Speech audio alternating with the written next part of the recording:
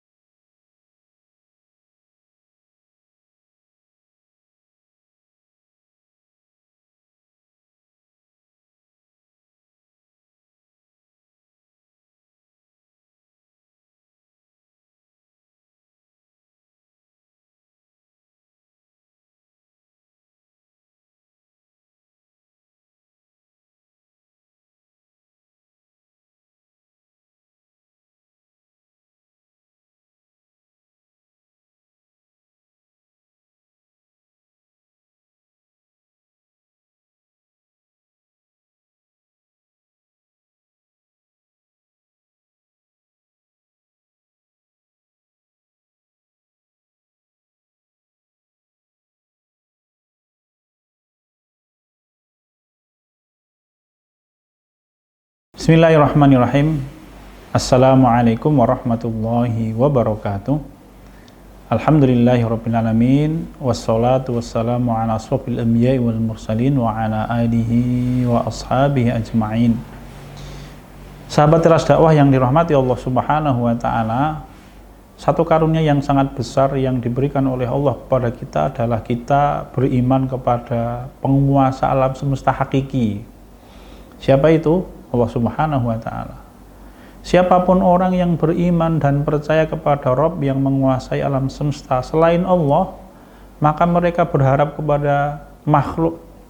Sedangkan kalau orang beriman, menyandarkan hati, menyandarkan harapan, berharap kepada Allah subhanahu wa ta'ala, maka dia telah berharap kepada penguasa alam semesta yang tidak ada perkara yang tidak mungkin bersama dengannya.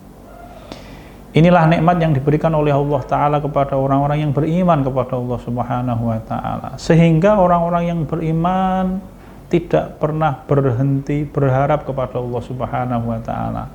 Sehingga orang-orang beriman menjadi orang yang jiwanya tangguh, jiwanya kuat, hatinya kokoh. Karena dia punya sandaran. Siapa itu? Allah. Allah menyebutkan dirinya Allahus Somad. Allah tempat manusia menggantungkan harapan, menyandarkan hati. Allah subhanahu wa ta'ala. Tidak ada nikmat melebihi nikmatnya orang yang beriman kepada Allah dan mempunyai sandaran harapan kepada Allah subhanahu wa ta'ala. Separah apapun sakitnya seorang muslim, seorang mukmin, maka orang yang beriman kepada Allah ta'ala tidak akan pernah putus asa untuk mendapatkan sembuh. Meskipun secara teori kedokteran dia tidak mungkin sembuh, tapi dia tahu yang memberikan kesembuhan Allah subhanahu wa ta'ala. Nabi Ibrahim alaihissalam menyampaikan, wa idza maritu fahuwa yashfin. Ketika aku sakit, maka Allah lah yang memberikan kesembuhan kepadaku. Seorang yang beriman kepada Allah ta'ala pada waktu dia miskin, ya, secara teori mungkin dia tidak bisa kaya, tetapi ketika dia beriman kepada Allah, maka dia tidak pernah putus asa untuk mendapatkan kekayaan. Karena bagi Allah Ta'ala memberikan kekayaan, memberikan kemuliaan kepada orang gampang. Kalau kita melihat para sahabat radhiyallahu anhum pada waktu mereka hijrah dari Makkah menuju Madinah, mereka meninggalkan segala-galanya.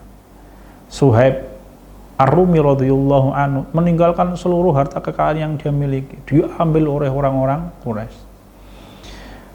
Abu Bakar As-Siddiq radhiyallahu anhu pada waktu beliau berhijrah, beliau mengambil semua hartanya dan tidak menyisakan satu peser pun uang, satu dirham pun uang untuk keluarganya. Beliau bawa untuk menjadi bekalnya Nabi kita Muhammad sallallahu alaihi wasallam. Pengorbanan para sahabat. Apa yang terjadi?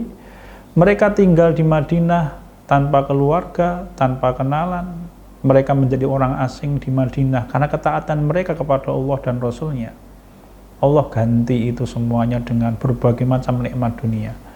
Maka kita akan mendapatkan para sahabat-sahabat yang berhijrah ketika Rasul kita Muhammad SAW wafat, maka kemudian Allah melimpahkan rezeki untuk mereka.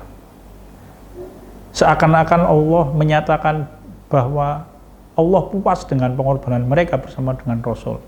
Saat itulah mereka kemudian menikmati segala rezeki dunia, ganjaran dari amal soleh mereka bersama dengan Rasul kita Muhammad SAW. Maka sebagian ulama menyampaikan Umar bin Khattab pada waktu wafat, salah satu harta warisannya adalah 70.000 hektar kebun kurma. Zubair bin Awam radhiyallahu anhu, beliau bahkan membebaskan 1.000 orang budak. Thalhah bin Ubaidillah radhiyallahu anhu punya kebun kurma yang satu pendapatannya setiap hari 1.000 dinar, yang satu pendapatannya setiap hari 2.000 dinar, dan lain-lain, diganti oleh Allah Subhanahu wa Ta'ala. Dengan apa ini? Dengan berharap kepada Allah Subhanahu wa Ta'ala. Maka orang-orang yang beriman menggantungkan harapan mereka kepada Allah Subhanahu wa Ta'ala. Kenapa? Ini bagian dari tawakal manusia kepada Allah Subhanahu wa Ta'ala. Kisah yang sangat terkenal yang disebutkan oleh Allah Ta'ala di dalam Al-Quran adalah kisahnya Nabi Musa alaihissalam.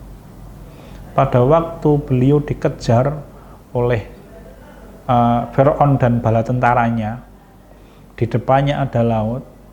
Kemudian pengikutnya Nabi Musa alaihissalam putus asa. Inna lamudrakun, di dalam firman Allah, falamma tara'al jam'ani qala ashabu Musa inna lamudrakun. Ketika dua kelompok besar pasukan itu sudah bisa saling melihat, pasukannya Fir'aun yang menurut sahabat Ibnu Abbas radhiyallahu anhu jumlahnya 1 juta personil bersenjata lengkap. Sedangkan Bani Israel, laki perempuan, gede cilik, enom tua, ya, di dalam satu riwayat Rasul kita menyebutkan 670.000 orang, laki perempuan, besar kecil, tua muda itu. Di depan mereka ada laut, di belakang mereka ada pasukannya Fir'aun. Pilihannya apa? Pilihannya ketangkap, mati, habis. Maka pengikutnya Nabi Musa mengatakan, inna lamudrakun, wahai Musa, kita pasti akan bisa dikejar oleh Fir'aun. Bahasa kita, habislah kita. Apa yang disebutkan oleh Nabi Musa alaihissalam? Nabi Musa alaihissalam menjawab, kalla inna ma'iya rabbi sayahdin. Tidak mungkin. Allah bersamaku dan pasti Allah Ta'ala akan memberikan aku petunjuk jalan keluar semua masalah kita. Inilah harapannya Nabi Musa yang digantungkan kuat kepada Allah Subhanahu wa Ta'ala. Kalau bahasanya orang Jawa, orang minggring-minggring. Keyakinan dan harapannya Nabi Musa begitu kokoh tertanam di dalam hati. Dan karena keyakinan itulah kemudian Allah berikan jalan keluar, ya, wa auhayna ila Musa an idrib bi asaqal bahar. Maka kami wahyukan kepada Musa, wahai Musa, pukullah laut itu dengan menggunakan tongkat. Sahabat Tiras Dakwah yang dirahmati Allah Subhanahu wa Ta'ala, harapan kepada Allah itu rupanya memunculkan jalan keluar yang sangat tidak diduga. Logika kita, ini akal kita yang berlaku, kalau di depannya ada laut, di belakangnya ada pasukan musuh yang sangat besar, jalan keluarnya apa? Harusnya kan datang kapal ini. Itu logikanya manusia. Tapi rupanya Allah itu memberikan jalan keluar yang, mohon maaf, dalam tanda petik, sarananya remeh. Apa sarananya? Tongkatnya Nabi Musa yang dibawa kemana-mana. Rupanya itu jalan keluarnya. Allah perintahkan pukul laut dengan menggunakan tongkatmu. Begitu dipukul, lautnya terbelah. Fanfaloko. Maka laut itu terbelah. Kullu firqin kattaudil azim, belahannya seperti gunung yang tinggi menjulang. Berharap kepada Allah itu seringkali mendatangkan kita jalan keluar, yang jalan keluar itu sangat remeh. Akal manusia bahkan tidak memikirkan itu sebagai jalan keluar saking remehnya. Kenapa begitu? Rupanya Allah berkehendak agar rezeki Allah dan karunia Allah, pertolongan Allah kepada orang-orang yang beriman itu semakin berbekas di dalam hatinya orang-orang yang beriman, membuat mereka semakin tawadhu kepada Allah Subhanahu wa Ta'ala. Nabi Nuh alaihissalam, pada waktu beliau berdakwah, ratusan tahun ditolak dakwahnya, maka Allah Ta'ala perintahkan Nabi Nuh untuk membangun kapal. Ya, Anisna'il fulka bi'ayunina wahayina, maka wahai Nuh, buatlah kapal. Kami akan perhatikan itu dan kami akan membimbingmu.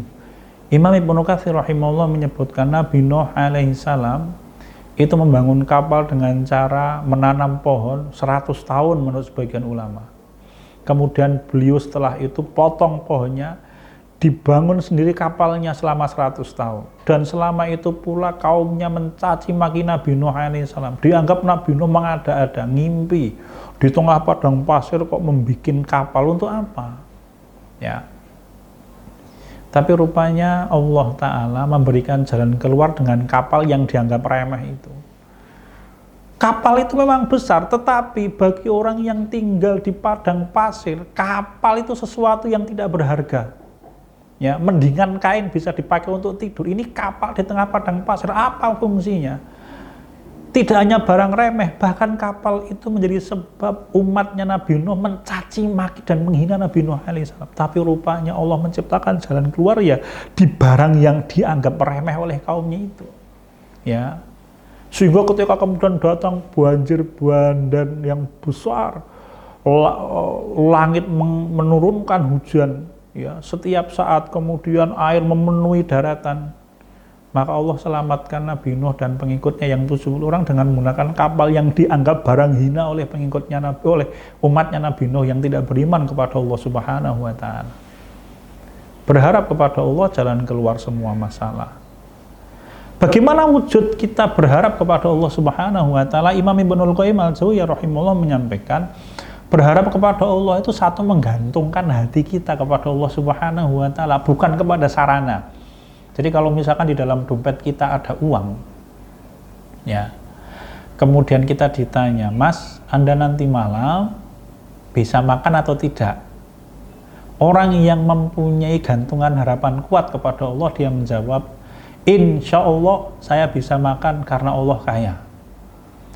Bukan kita jawab, saya yakin bisa makan karena di dalam dompet saya ada uang ratusan juta rupiah yang dimasukkan ke dalam ATM misalkan. Ya, ada kartu ATM-nya. Bukan itu, tapi karena dia yakin Allah Ta'ala yang memberikan kita rezeki. Gantungkan harapan kita kepada Allah Subhanahu wa Ta'ala. Karena Allah kalau menjawab harapan manusia, dia tidak akan mengecewakan kita. Bahkan jawaban Allah Ta'ala jauh lebih besar daripada apa yang kita minta. Ya. Nabi Musa alaihissalam pada waktu beliau muda, beliau membunuh tanpa sengaja seorang Kipti Mesir, dikejar oleh Fir'aun dan pasukannya. Nabi Musa alaihissalam, Nabi Musa kemudian lari menuju Madian. Ya, sampai di Madian, Nabi Musa bertemu dengan sekelompok orang yang sedang memberikan minuman. Falamma warodama Madiana wajada alaihi ummatan minan nasi yasqun. Pada waktu sampai di Madian, beliau bertemu dengan mata air Madian, ada sekelompok orang sedang memberikan minuman kepada domba mereka. Wa wajada min dunihim imra'ataini tadudan. Beliau melihat di belakang sekelompok lelaki itu ada dua orang wanita yang menahan domba mereka untuk tidak bercampur dengan laki-laki itu. Ditanya oleh Nabi Musa, kenapa begitu? Mereka menjawab, orang tua kami sudah sepuh sehingga kami tidak bisa mengembalakan, sehingga kami yang menggembalakan dan kami tidak mungkin bercampur dengan lelaki-lelaki itu. Ya. Fasaqalahuma tsumma tawalla ila dhil faqala rabbi inni lima anzalta ilayya min khairin faqir. Maka Nabi Musa alaihissalam karena kebersihan hatinya, melihat ada orang lemah yang membutuhkan bantuan, beliau tidak berharap apapun kecuali lillahi ta'ala, beliau bantu untuk memberikan minuman kepada domba-domba milik dua orang wanita itu. Beliau kelelahan, beliau haus, beliau kelaparan, beliau sempat beramal soleh membantu orang lain. Setelah itu kemudian beliau duduk di bawah pohon, sumatawalla iladhi. Di bawah pohon itu kemudian Nabi Musa alaihissalam berdoa, Rabbi in lima anzalta ilayya min khairin faqir. Wahai Allah, aku membutuhkan kebaikan, wahai Allah. Maksudnya bagaimana? Nabi Musa lapar dan Nabi Musa haus. Kalau bahasa kita itu, beliau hanya minta minum dan minta makan kepada Allah Subhanahu wa Ta'ala. Apa jawaban Allah Subhanahu wa Ta'ala? Ya. Waja'athu ihdahuma tamshi 'ala istihya qalat inna abi yad'uka liyajziyaka ma ajrat ma saqaita lana. Mohon maaf. Ya. Wanita itu mengatakan, wahai pemuda, sesungguhnya ayahku memanggilmu untuk memberikan gaji dari bantuanmu, memberikan minuman bagi domba-domba kami. Satu itu. Jadi Nabi Musa tidak hanya diberi minum dan diberi makan oleh Allah, tapi diberi gaji. Ya, diberi gaji. Tidak cukup itu. Yang kedua, Nabi Musa alaihissalam diberi oleh Allah Ta'ala pekerjaan mapan. Ya. Faqalat ihdahuma ya abati istajirhu inna khairaman istajartal qawiyul amin. Salah seorang di antara dua wanita itu mengatakan kepada ayahnya, sebagian ulama mengatakan ayahnya adalah Nabi Syuaib alaihissalam, wahai ayah, kita sewa saja lelaki ini, karena orang yang paling baik kita sewa menjadi pekerja adalah orang yang kuat dan bisa dipercaya, dapat pekerjaan. Ya. Sekali lagi Nabi Musa hanya berharap kepada Allah Ta'ala minuman dan makan. Apa yang didapatkan? Satu gaji, yang kedua adalah pekerjaan. Yang ketiga apa? Diberi jodoh oleh Allah Ta'ala, diberi istri oleh Allah Subhanahu wa Ta'ala. Ya. Bayangkan. Nabi Syuaib mengatakan, inni uridu an unkihaka ihdabnatayya hataini alla anta juroni thamaniya hijaj. Nabi Syuaib mengatakan, aku kepingin menikahkan engkau wahai pemuda dengan salah seorang di antara anak perempuanku ini, dengan mahar engkau mengembalakan kambing kami selama 8 tahun. Ya, bayangkan Nabi Musa memohonnya minum dan makan, apa yang diberikan oleh Allah Subhanahu wa Ta'ala? Gaji yang besar, pekerjaan yang mapan, dan diberi istri oleh Allah Subhanahu wa Ta'ala. Itulah berharap kepada Allah Subhanahu wa Ta'ala, tidak mengecewakan kita. Ya. Menggantungkan hati hanya kepada Allah Ta'ala dan tidak kepada siapapun kecuali Allah Subhanahu wa Ta'ala. Itulah cara kita menggantungkan harapan kepada Allah Subhanahu wa Ta'ala. Yang kedua, menggantungkan harapan kepada Allah adalah berbaik sangka kepada Allah Subhanahu wa Ta'ala. Karena bagaimanapun pula, kemampuan kita hanya berikhtiar, kita itu hanya punya kemampuan berusaha, sedangkan hasil akhirnya Allah. Dan hasil akhir itu di dalam kebijaksanaan Allah. Kadangkala ada orang yang modalnya banyak, usahanya keras, tapi hasilnya sedikit. Itu dengan kebijaksanaan Allah. Kadangkala ada orang yang pekerjaannya ringan, tapi gajinya besar. Itu pun dengan kebijaksanaan Allah. Bagi orang yang pertama, kewajiban dia adalah bersabar. Dan sabar itu akan melimpahkan banyak kebaikan dunia akhirat. Orang yang kedua, yang pekerjaannya sederhana tapi penghasilannya besar, kewajiban dia adalah bersyukur. Dan syukur itu nanti akan memberikan dia kebaikan dunia dan kebaikan akhirat. Itulah menyandarkan harapan kita kepada Allah Subhanahu wa Ta'ala. Semoga Allah memberikan kita kebaikan dunia dan akhirat. Sekian dan demikian, kurang lebihnya saya mohon maaf. Subhanakallahumma wa bihamdika asyhadu an la ilaha illa anta astaghfiruka wa atubu ilaik. Walhamdulillahirabbil alamin. Wassalamualaikum warahmatullahi wabarakatuh.